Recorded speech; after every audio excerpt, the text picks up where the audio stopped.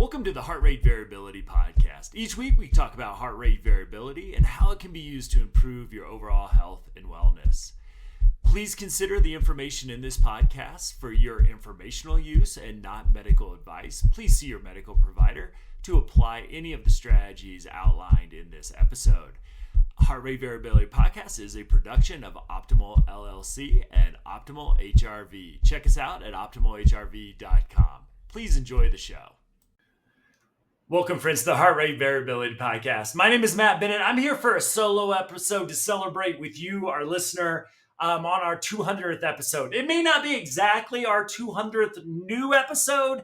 I think we might be on like 202, but I'll be honest with you, I've been too busy to go back and count because we've had some replays along the way. I've got better things to do than count podcast episodes, but we are right around. I think we've slightly surpassed the 200th episode mark. And so I thought it'd be a great time to talk about the past, present, and future of the podcast with you and just share some stories along the way. So if you're a newer listener, and now that we're on episode 200, a newer listener may have joined us for 100 episodes ago. We've got that much content out at this point. This whole thing started with the co-founder of Optimal HRV, Jeff Summers, and I, kind of having this frustration of we would listen to these podcasts that started out talking a lot about heart rate variability. And over time, I don't know if they got bored of HRV, if there were other things to talk about. I don't know what happened, but they barely ever talked about HRV anymore. And, it was frustrating for me not to have a place to go and learn about the more recent research in heart rate variability. And, Jeff and I is like, well, we're in this space now. Hey, let's see how many episodes we can record on one biometric. And it was a kind of a joke is like, how much can you talk about one biometric? Even though we loved heart rate variability, how much is there to talk about? So here we are 200 episodes later. So Jeff and I just started back, and you can get those episodes on YouTube. And I really still believe I went back and looked at some of those early episodes, and I still think they're very good, especially for folks that are newer to heart rate variability. Just jumping in with your first episode of me talking to like Stephanie White or Dr. Gevertz, you might feel a little lost because we're talking about new, really great but pretty substantial research into HRV. Whereas, what is heart rate variability? You can go back to those early episodes and, kind of start your journey there and then skip around to topics that you're really interested in. So we started this. We had a few guests on here and there. I think we kept momentum up to about 65, 70 episodes before we kind of needed a break. And when I say we kind of needed a break, I kind of needed a break. One, because it was a lot of work to keep up a weekly publishing schedule.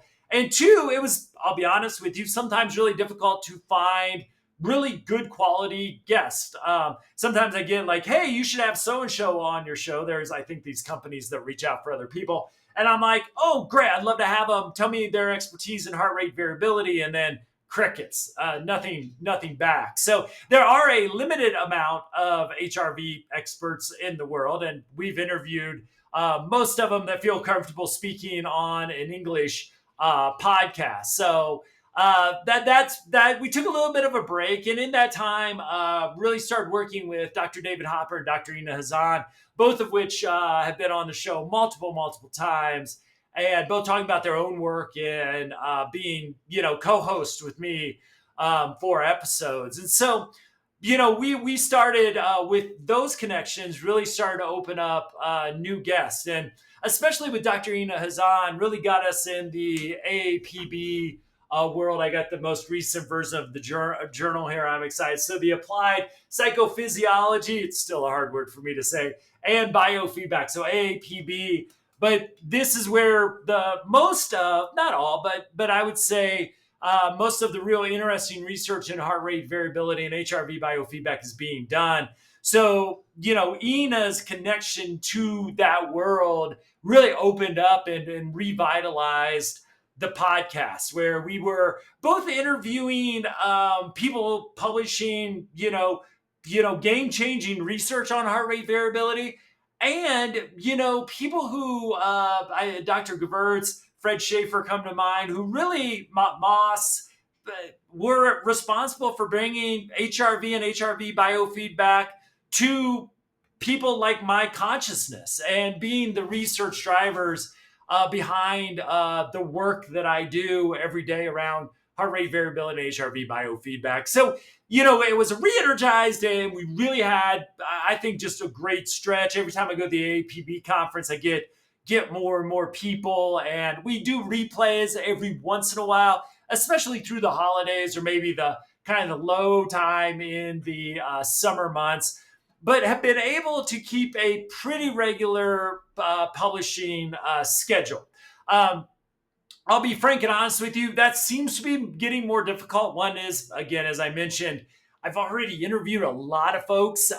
So if they publish a new paper, it gives me a great excuse to reach out to them. But, it's, trying to find new guests isn't the easiest thing to do. And not every episode do you want me to be talking probably solo to you in this way. So, it's been a lot of work trying to get good guests. We do this all in house. So to structure the interviews, edit, produce, publish is all on me and my team. To get all that done, market it, to get it out there. So it has been a labor of love, and I mean, I've just been, I believe so fortunate that as somebody who was really fascinated with HRV, then got really frustrated that was the commercial apps out there weren't really focusing on the mental health side of this in a scientific way, at least. And then, building Optimal HRV with Jeff,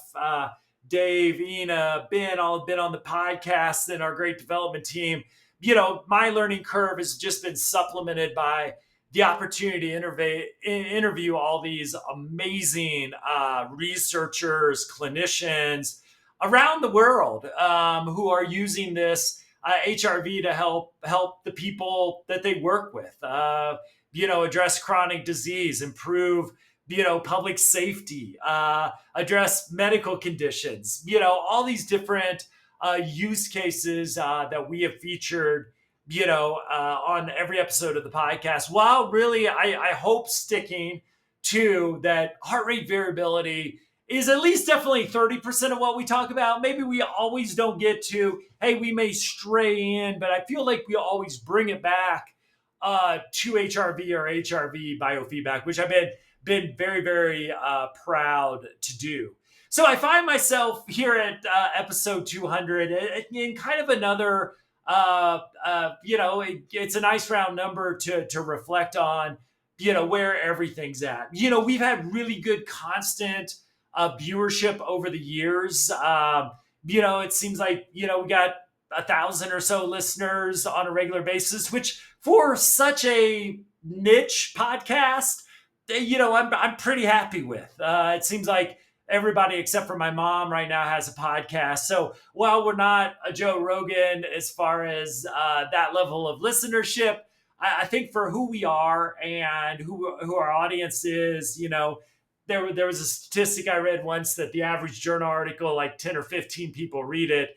And if I can help bring, those researchers to 1,000 more people, one, maybe they'll read the article. I hope a lot of you have that we talk about, but it just brings the research to a wider audience. And I hope in an entertaining and fun way as well. So, I've tried to throw out new ideas over the years. Sometimes I've done my single podcast where I just talk. Got pretty decent feedback on that. Talked to people about, their own practices, which has been a lot of fun as well. And to be frank and honest with you, as we hit the 200 episode, I feel like we need to shift things up again. One is, I don't want to ever be in the position where I'm grasping for guests. One is because I don't want to just reach out to you to interview with me because, hey, I'm desperate and maybe got something new to talk about. I kind of was feeling that over the past several months. I do that in no shape or form. As you look at the guests we've had over the last few weeks, you can say I have not acted on that because we've had some, world-class guests on talking about very important topics.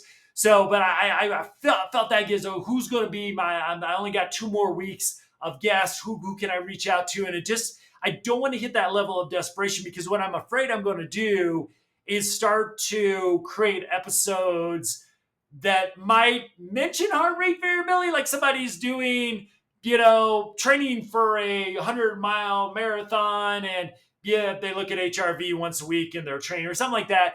That I want to make sure we keep the focus on heart rate variability. And I'm not sure if that's possible with as also holding that, trying to find a good guest every week to talk about something new. I don't know if that's going to be sustainable for us going into the future. So, and I want to see again how many episodes we can get out of this, because I don't feel at the same time that the podcast is done. I don't feel that, but I also don't want to feel like, hey, let's sacrifice quality to maintain a weekly podcast with new material. So I've been kind of holding that for a couple weeks, and we're going to try something new. And whenever we try something new, we're always looking for feedback, because if you don't like what we're doing and enough people don't like what we're doing, we'll stop doing it. But one of the things that I really thought could be useful, because one of the big issues that I have had is that there's a lot of really great research out there, but not everything's done in English. I've reached out to, dozens over the years of researchers who are honest with me and say, I just don't feel comfortable being interviewed in English. It's not my first, second language. I don't feel comfortable doing that. And it's a limiting factor for something that's, really when I open up journals, when I get, alerts on new journal articles on HRV, maybe 1 out of every 4 is done in the US or, England or Australia, primarily English speaking country. Being fortunate as my only language being English, is that a lot of my guests do speak English because their educational systems taught them different languages unlike mine. And so, we've been able to cross that a little bit, but it's been limiting in the research that we can provide. So moving forward, one of the things that we're going to try out here is what we're going to call This Week in Heart Rate Variability. And that is doing looking at the research and the news of heart rate variability and pushing that out in a kind of newsletter podcast-ish form. So we're going to publish kind of a newsletter in the form of a blog at optimalhrv.com. So if you'd rather read it, that's going to be there for you. And then we're going to also record a podcast, probably the 15 to 20 minutes an episode is kind of what we're shooting for. So fairly robust, with a review of the research of the week. What's been published out there, where's HRV made the news. And so really bringing together all of that in a real hopefully accessible format. So if you want to put that on while you're walking the dog, great. If you want to read it, we will definitely link to all the articles that we mentioned. So you can kind of scan through that, see which ones you might want to get more detail on. We want to be a really good clearinghouse for all the amazing work being done on heart rate variability. I love now with open source journal is most of these articles, you don't have to have a subscription, you can read. And so to link to the ones that you want to read, maybe digging deeper into some of the ones that, are really maybe pushing the field of heart rate variability, but also, looking at maybe some of the smaller, studies that are looking at something specific. I see meta studies coming out all the time, and then just looking at heart rate variability in the news. Our biometric here that we talk about is becoming more and more known. I love it that about every other week I see an article with somebody being surprised that, you can measure HRV on your Apple Watch and this measures your autonomic nervous system. It's like, yeah, welcome to the club. So I think more and more people, I know more and more people are getting excited about what we've been excited about for a long time here on the podcast. And I'm just really looking forward to trying this out. And as always, I'd love to get your feedback on this. I hope it's a really good resource. So our plan is, and with this episode, the first week might be a little bit different because we want to publish this episode to introduce it. Is you'll get this week in heart rate variability. Will hit your podcasting stream on Tuesday.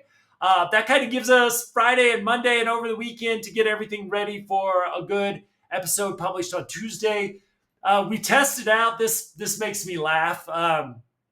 Whether me reading it or a cloned version of me through AI reading it sounded better. I'm humble enough to admit that the AI version sounded a lot better. May not have some of the annoying enthusiasm I have around this stuff, but at the same time, it's better than me. I have a reading disorder too, so I'm not really good at baseline of reading the written word. My team can tell you that. And then, I think even if I was, it's better than me. So it will be, and I'm just full disclosure out here. I'm not going to pretend that is me reading it, that is a AI cloned version of me reading it. And for the first time, I kind of like my voice.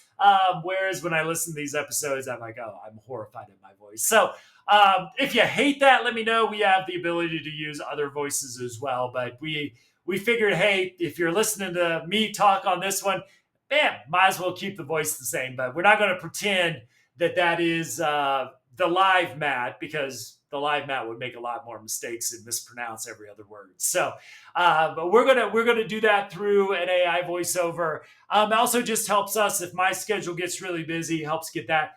My goal then is to try to publish an episode a new interview episode, or one of our other me just talking episodes, every 2 weeks. That is not going to be set in stone. So maybe there'll be an episode each week for a while. There may be 3 weeks between episodes. But what we wanted to do here at Optimal was to make sure that we're giving, our listeners something of value. And I really do, having, really tested out the This Week in HRV format in different ways to do it and produce it. I really think we're giving our listeners, hey, put us on while you walk the dog and get updated on the latest research in HRV. And if one strikes your fancy, go to the website. You can get a link to the article, and we can hopefully be that bridge between our listeners and the research out there. I don't read every article that comes across my desk. I usually, open it up, read the summaries, because I find pretty much any article written on HRV interesting. Read the results with that. But others, I know I really want to go through, okay, how did they set up their study? What are those tangible results? So really giving you the opportunity to dig deeper then as well. With, again, hopefully the format that we've been using with interviews continues to be a big part of what we do. I really personally enjoy those, and yet I don't want to be desperate for interviews. I don't want to seem that way to the people that I interview. I want to really be prepared for interviews.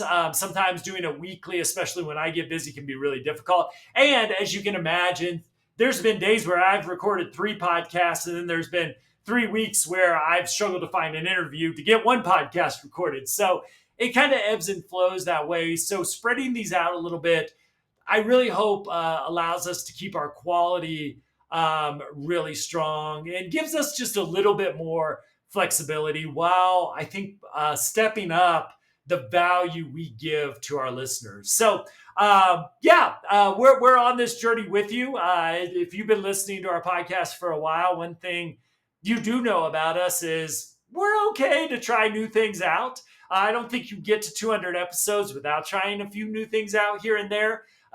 So we'll try this out. Again, I would love your feedback on this, and we'll keep learning together. Like I said, I hope we can get to episode 300. I hope so. 200 has been an amazing journey. I think we have more to talk about with HRV because of the great research being done out there. And as always, if you're sitting there, it's like, hey, I know I use HRV in my clinical practice, or we just did a small study. I don't know. It's amazing. I reach out to these, world-class researchers who I like hold up on a pedestal, and they're nervous to come on the show. And I'm like, just listen to that episode. So if you're using our heart rate variability professionally in your research, I'd love to talk to you. So don't hesitate to reach out, because, I think, we can be intimidating sometimes with the guests that we do have. However, some of the best reviewed, most listened to episodes are clinicians that may have been using HRV biofeedback for a year, because a lot of people who listen to the episode are kind of relate more to a clinician that's new to HRV than one that's been using it for 20 years and published 6 research studies and a book on it. So please don't hesitate to reach out, and if you're intimidated, just listen to a couple past episodes.